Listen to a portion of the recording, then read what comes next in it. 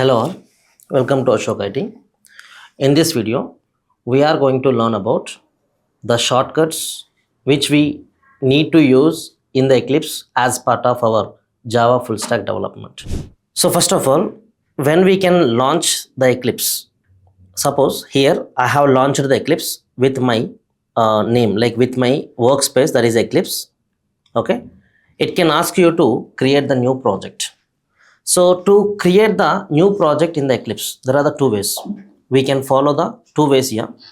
So directly we can go with the file option, like file menu. There we have the new, select the new, there you have the project, then click on the Java project. Okay, then you require to provide the next button. After using the next button, we can give the project name and just click on the finish. Then the Java project can be created. So instead of doing all this process, we can able to use one simple shortcut on the Eclipse for the creation of the Java project, that is Alt-Shift-N. When you can use this option Alt-Shift-N, okay, we have the new window. In this, you require to be select the project, then select the Java project, then click on next, then provide the project name. Okay, so simple shortcut is what in sense Alt Shift N. Okay, then click on P. Okay, so project, you can able to open the new window. There you can be select the Java project. There you can click the next. Then after that provide the project name. Suppose I'm going to be provide the project name like a Java project. That's it. Okay. So select your JRE with any version. So I have 17. So I'm selecting that. And I'm just going to be click on the finish. Then automatically the new Java project has been created. Next, once we have created the Java project, in the right side we have Package Explorer. The Package Explorer font is looking very small. So if you want to set the font for this Package Explorer, we can go with the window. There we have the preferences. Then you require to be search about the font. Then click on the colors and fonts. In this window, you have the view and editor folder. Select that. Then you will find the option called as the tree and table font for views. While click on that, we will get the table for the font. There you can select your font. For example, I'm selecting the Vardhana and selecting the font style as the regular, then size as the 14. Then after that, click on OK, click on apply and close. Then the font has been changed for this corresponding Package Explorer. Okay, so once the font has been changed for the corresponding package, we require to be create a class here. So how we can create the class means simple. First of all, in your project, there is a SRC folder. Select that SRC folder. Then you require to be use an option called as Alt-Shift-N. Alt-Shift-N. Okay. By using this, we will find the option called as the class. Or else directly you can press the C. Then there is the class window. There is the window which can help you to provide the class name. Okay, simply we can say the class window has been opened. There you require to be provide the class name. For example, I'm going to be provide the class name like the first class. Okay, or else class 1. Class 1. Okay, then select the main method, click on finish. Then there is the new Java class can be created. If you want to increase the size of this corresponding font, means the program or the code of the corresponding created file, if you want to increase, you can just use the Ctrl plus. That will help you to increase the font. Okay, Ctrl plus for increasing the font on the file. If you want to decrease, Ctrl minus we can use it. So this is the way how we can create the class. So there is one more option we have for the creation of the class. So same, select the SRC. Just use the option Ctrl N. Then there is the new widget can be opened. In that you can select the class. Then click on next. Then class window can be opened.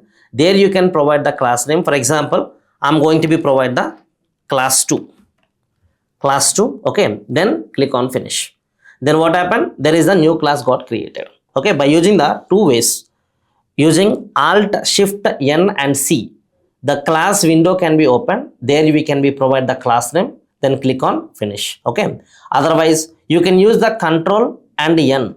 Then class window can be, means you require to be select the class on the wizard. Then class window can be open. Provide your class name. Then click on finish. This is the way how we can be create the class.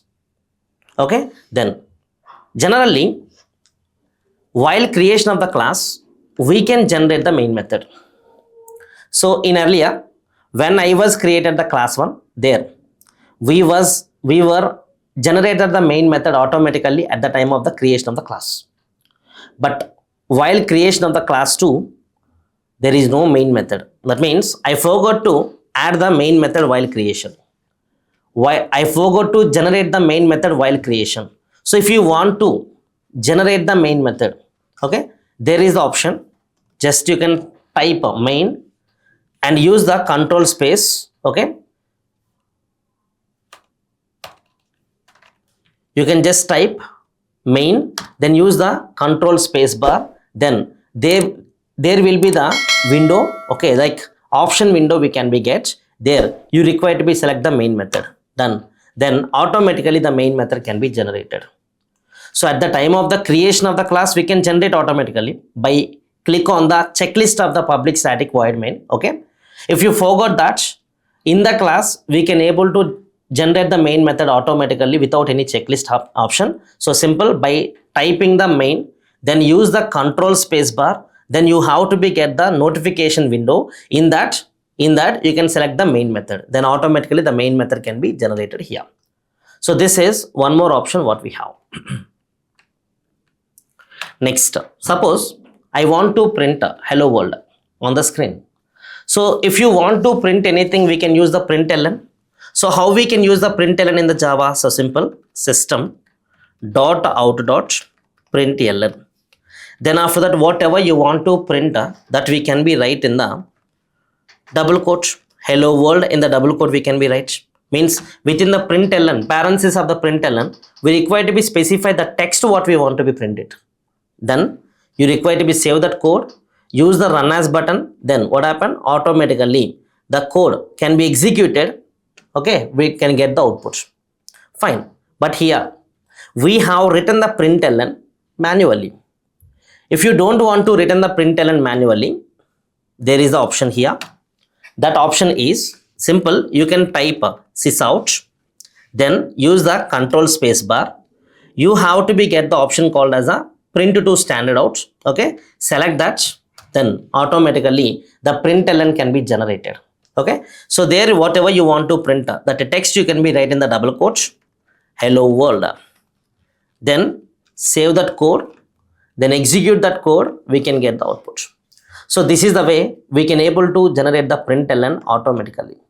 Instead of writing the println manually, we can generate that. Okay, by simply typing the sysout and use the Ctrl space. Okay, then select that println option, then we can be get the println automatically. Okay, so this is about the generating of the println automatically. Next, suppose here I'm going to be define a class with okay, some name like class A. Okay, in this class I have some data.